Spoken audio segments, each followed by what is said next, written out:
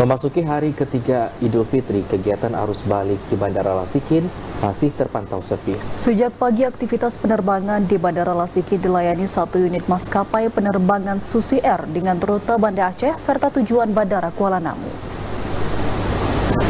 Aktivitas arus balik di Bandara Lasikin 2 hari pasca Lebaran Idul Fitri masih terpantau sepi.